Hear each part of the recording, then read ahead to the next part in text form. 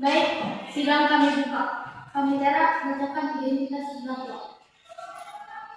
Nama: Jessica Kumala Wongso. Tempat tanggal lahir Jakarta 9 Januari 1988. Pekerjaan desainer. Alamat Australia. Status terdakwa perkara dugaan pembunuhan berencana atas korban Wayan Mirna Salihin.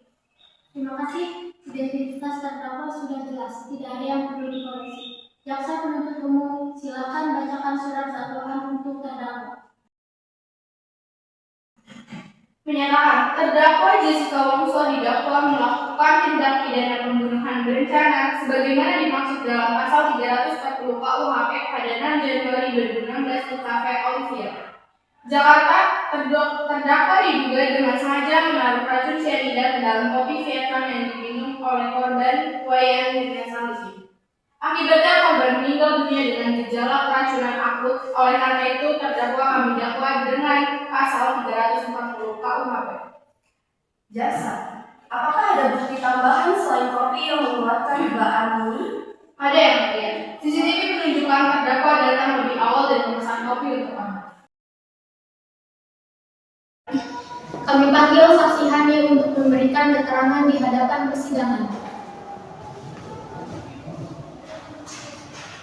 Saya bersumpah atau berjanji bahwa saya akan menerangkan dengan sebenarnya dan tidak lain dari yang sebenarnya. Silahkan memberikan pernyataan. Yang mulia, saya datang bersama Mirna ke kafe. Jessica sudah ada di sana lebih dulu dan sudah memesankan minuman.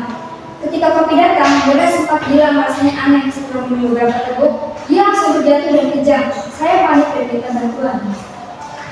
Apakah saksi melihat langsung siapa yang memasukkan sesuatu ke dalam kopi? Tidak, saya tidak melihat langsung, tapi kopi itu memang dipesankan Jessica. Saksi, apakah ada orang lain yang menyimpan untuk kopi Mirna sebelum ia meminumnya? Seingat saya tidak ada yang melihat. Kopi langsung diletakkan di depannya. Saksi Hani, majelis masih ingin mendengar keterangan lanjutan. Saksi, apakah benar kopi yang diminum korban dipesankan langsung oleh terdakwa Jessica? Benar yang mulia, saat saya ingin datang, kopi itu sudah ada di meja. Jessica bilang dia memesankan untuk Mirna. Apakah korban Mirna sempat mengatakan sesuatu tentang kopi itu sebelum akhirnya dia jatuh sakit? Iya yang mulia, Mirna bilang rasanya aneh, agak pahit, dan tidak enak. Setelah itu dia hanya minum sedikit lalu mendadak kejang-kejang. Dengan demikian, kopi itu jelas berkaitan dengan kondisi korban. Apakah ada orang lain selain Jessica yang menyentuh gelas kopi itu sebelum diminum korban? Sejauh yang saya lihat, tidak ada. Hanya Jessica yang sudah lebih dulu di meja. Setelah kopi diantar, gelas itu tetap di depan Mirna sampai diminum.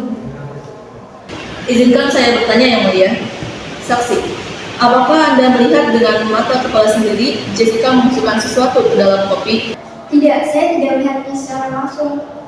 Berarti kesaksian Anda hanya sebatas melihat kopi sudah ada di meja ketika Anda datang, benar? Benar, saya hanya bisa menyampaikan apa yang saya lihat. Baik, keterangan saksi dicatat. Silakan kembali ke tempat duduk.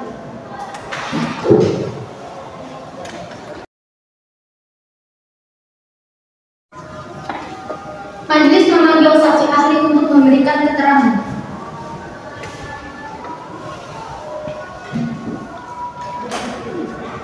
Silakan memberikan pernyataan.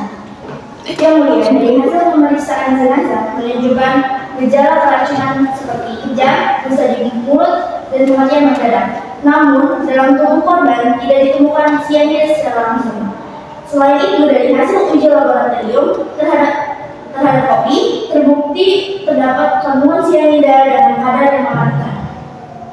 Ahli, apakah kemungkinan cyanida muncul setelah kopi dianalisis atau pasti ada sebelum korban meminumnya? Cyanida pasti sudah ada dalam kopi sebelum korban meminumnya, karena uap cyanida tidak mungkin terbentuk setelah kopi diambil. Bagaimana Anda menjelaskan tidak ditemukan cyanida di tubuh korban? Jenazah sudah dibasum ataupun sudah diawetkan yang mulia, dan cyanida mudah menguap serta terurai. Itu sebabnya jejaknya hilang dan tidak ditemukan. Baik, pernyataan cukup. Silakan kembali ke tempat duduk.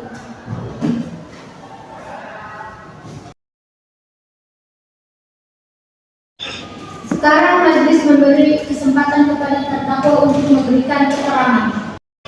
Saudari Jessica, apakah benar saudari memasukkan racun ke kopi korban? Yang mulia, saya tidak pernah menaruh racun apapun. Saya hanya mengucapkan kopi untuk teman saya. Saya juga kaget dan panik saat dia pingsan. Terdakwa, adakah masalah pribadi dengan korban yang membuat Anda marah? Tidak ada yang mulia, hubungan kami baik-baik saja. Apakah saudari sempat meninggalkan meja sebelum korban datang? Tidak, saya tetap di meja. Baik, keterangannya sudah kami dengar. Silakan kembali ke tempat duduk. Yang mulia, jelas sekali hasil otopsi menunjukkan adanya cyanida dalam lambung korban dan kopi yang dipesan oleh terdakwa adalah satu-satunya minuman yang diminum korban. Fakta ini mengarah langsung pada terdakwa. Keberatan yang mulia, jaksa terlalu cepat menyimpulkan. Tidak ada satupun saksi mata yang melihat langsung terdakwa memasukkan racun ke dalam kopi. Tuduhan ini hanya berdasarkan asumsi. Baik, keberatan dicatat. Jaksa, silakan lanjutkan. Saudara terdakwa, CCTV memperlihatkan jelas Anda menaruh tas di meja, menghadap ke arah kopi sebelum korban datang. Mengapa gerak-gerik Anda terlihat mencurigakan? Itu tidak benar. Saya hanya menunggu teman saya. Yang mulia, sekali lagi, jaksa hanya menafsirkan gerakan biasa sebagai sesuatu yang mencurigakan. Rekaman CCTV tidak pernah menunjukkan secara jelas terdakwa memasukkan sesuatu ke dalam gelas. Justru gerakan itulah yang memperkuat kecurigaan. Kalau tidak ada niat, mengapa terdakwa yang memesan kopi untuk korban? Padahal biasanya setiap orang memesannya sendiri. Itu hal yang lumrah jaksa. Seringkali orang yang datang lebih dahulu memesankan untuk temannya. Tidak bisa serta-merta dianggap sebagai niat membunuh. Berdasarkan keterangan saksi, ahli, dan bukti persidangan, kami menuntut terdakwa Jessica Kumala Wongso dengan hukuman penjara seumur hidup karena terbukti melakukan pembunuhan berencana. Yang mulia, tuntutan jaksa hanya berdasarkan dugaan. Tidak ada barang bukti berupa sisa cyanida di gelas. Tidak ada saksi yang melihat langsung dan rekaman CCTV tidak membuktikan apa-apa. Dengan demikian, kami mohon majelis hakim membebaskan terdakwa dari segala dakwaan. Asas hukum jelas menyatakan rangkaian bukti yang berkaitan cukup untuk membuktikan kesalahan terdakwa. Walaupun tidak ada saksi mata, fakta ilmiah menunjukkan cyanida ada di kopi yang dipesan oleh terdakwa. Itu sudah cukup kuat. Kami tetap pada pembelaan kami. Dugaan tidak boleh mengalahkan asas praduga tak bersalah. Tuduhan ini hanya berdasarkan dugaan.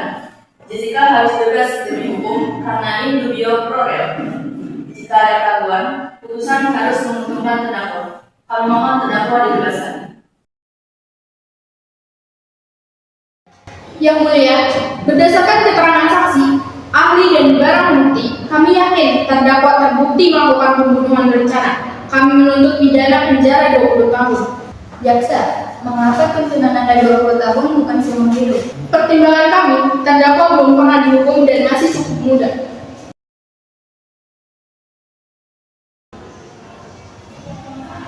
Setelah mempertimbangkan fakta persidangan, majelis hukum berpendapat: 1. Terdakwa Jessica Wongso terbukti secara sah dan meyakinkan melakukan pembunuhan berencana. 2. Mencantumkan pidana penjara selama 20 tahun. 3. Menetapkan terdakwa tetap dalam tahanan. Saya sependapat dengan putusan kedua. Unsur dengan rencana digabung terbukti dari rangkaian tindakan terdakwa. Saya juga setuju. Bukti-bukti cukup untuk menyatakan terdakwa bersalah. Demikian, putusan ini diputuskan dalam rapat permusyawaratan majelis hakim, diucapkan dalam persidangan yang terbuka untuk umum dengan